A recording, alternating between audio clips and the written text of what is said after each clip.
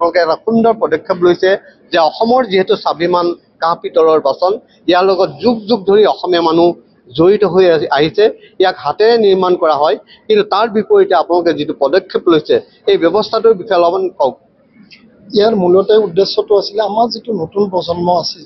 এতিয়া চাব প্ৰত্যেকটা নতুন প্ৰজন্ম আমাৰ কাঁহ পিতলৰ লগত জড়িত আগৰ যিমানবিলাক আৰ্টিচিয়ান আছিলে সেই আৰ্টিচিয়ানবিলাক লাহে লাহে কমি গৈ আছে আমি নতুন প্ৰজন্মক উলিয়াই আনিব পৰা নাই কাৰণটো দুটা আছিলে এটা হৈছিলে যে আমি যিটো বজাৰৰ মূল্য যিটো আমি ইয়াত যিটো হাতেৰে নিৰ্মিত বস্তু থাকিব প্ৰডাক্ট কৰোঁ সেইখিনি মূল্যটো বজাৰতকৈ বেছি যেতিয়া প্ৰডাক্টটো কৰিছে তেওঁলোকৰ মাৰ্কেটত যেতিয়া বেচিবলৈ লৈ গৈছে বজাৰ মূল্যত যেতিয়া বেচিব নিছে দামটো যেতিয়া বেছি হয় তেতিয়া কি এটা অসুবিধাৰ সন্মুখীন হৈছে বা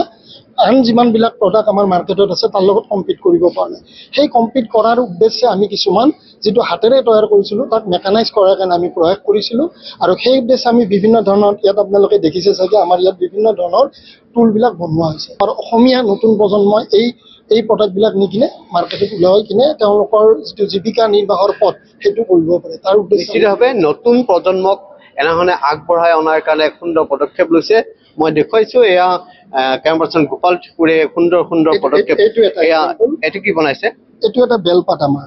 আগত বেলপাত এটা যেতিয়া মানুহে হাতেৰে নিৰ্মাণ কৰিব এই বেলপাতটো কি হ'ব এদিনত হাৰ্ডলি 3টা বনাব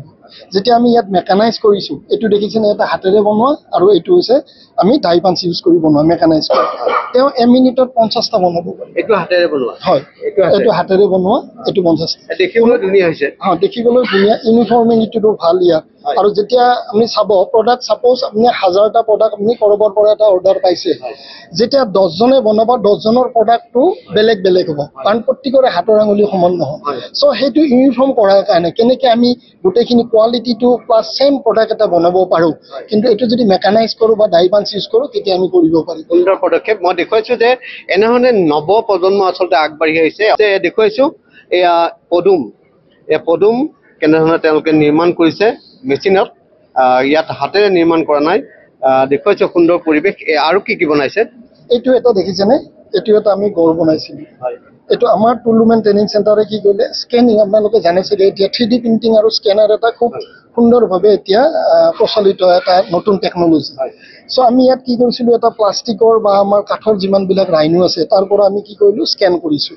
আমি আগলৈকে গ'লে দেখিব আপুনি স্কেন কৰি তাক আমি কাষ্টিং কৰি কিনে ইয়াত প্ৰডাক্টটো বনোৱা গৈছে আৰু এইটো বজাৰ মূল্য খুব সুন্দৰ ইয়াত এটা মাৰ্কেটত ডিমাণ্ড এটা আছে আৰু যথেষ্টখিনি আমাৰ আৰ্টিচিয়ানে এই প্ৰডাক্টটো বনাই কিনে লাভান্বিত হৈছে আৰু ইয়াত আমি কোনোবাই যদি বিচাৰে যে আমাৰ ইয়াত ওচৰৰ পাজৰে অসম বুলি নহয় বিভিন্ন প্ৰান্তত আমাৰ ভাৰতবৰ্ষতো যদি তেওঁলোকে এনেকুৱা টুলবিলাক বিচাৰে আমাৰ পৰা প্ৰডাক্ট কৰাৰ কাৰণে আমি সেইখিনি তেওঁলোকক সহায় সহযোগিতা আগবঢ়াইছোঁ নিশ্চিতভাৱে সুন্দৰ পদক্ষেপ এয়া বানপাতি দেখিবলৈ পোৱা গৈছে এয়া নিউজ লেবৰ দৰ্শক মই পোনপটীয়াকৈ দেখুৱাইছোঁ এয়া বানপাতি সুন্দৰভাৱে তেওঁলোকে মেচিনত নিৰ্মাণ কৰিছে আৰু কি বনাইছে এইটো চাকি চাব এটা আমি যিটো দিয়া বুলি কওঁ চাকিটো বিভিন্ন ধৰণৰ আমাৰ চাকি এইটো হয় আৰু এইটো এটা মন্দিৰত যে আমি ঘণ্টা কওঁ টিলিঙাটো ঠিক সেনেকুৱাকৈ এইটো এটা বুদ্ধিষ্ট আমি ক'লোঁ যে 3D স্কেনাৰটো ইউজ কৰি ইয়াত স্কেন কৰি কিনে সেই বুদ্ধিষ্টটো আকৌ আমি কাষ্টিঙলৈকে লৈ গ'লোঁ কাষ্টিং কৰিছোঁ ইয়াত এইটো এটা দিয়া নৱপ্ৰজন্মই কি কয় তেওঁলোকে নৱপ্ৰজন্মই ইয়াত আমি বিশেষকৈ হাজো অঞ্চলত এইটো আমি যথেষ্টখিনি আমি এটা প্ৰয়াস কৰিছিলোঁ যে হাজো অঞ্চলৰ অন্ততঃ নৱপ্ৰজন্মই ওলাই আহক কিন্তু যথেষ্টখিনি ল'ৰা ছোৱালী ওলাই আহিছে আৰু মই ক'বলৈ গৈ এটা মানে গৌৰৱান্বিত হৈছোঁ যে হাজো অঞ্চলৰ আৰু মৰিয়াপট্টি মুছলিমপট্টি গণেশপাৰা এনেকুৱা বিভিন্ন অঞ্চলৰ মানুহখিনিয়ে আকৌ আগবাঢ়ি আছে পৰহি এখন মিটিং হৈছিলে আমাৰ তেখেতসকলৰ হয় আমি ইয়াত দেখিবলৈ পাইছোঁ যুৱতীও আছে তেওঁলোকেও এনেধৰণে আগবাঢ়ি অহা দেখিবলৈ পোৱা গৈছে আপোনাৰ ঘৰ উত্তৰ গুৱাহাটীতে কেনেকুৱা লাগিছে ইয়ালৈ আহি খুব ভাল লাগিছে তুমি কি শিকি আছা ইয়াতে মই বিটেক কৰি আছোঁ মই ইয়াৰে এমপ্লয় হয় মই বিটেক কমপ্লিট কৰি ইয়াতে এমপ্লয় হিচাপে জইন কৰিছোঁ আৰু অসমৰ যিহেতু স্বাভিমান কাঁহ পিতলক যিহেতু এনেধৰণে সুন্দৰভাৱে আগবঢ়াই নিয়াৰ পদক্ষেপ গ্ৰহণ কৰা হৈছে কি ক'বা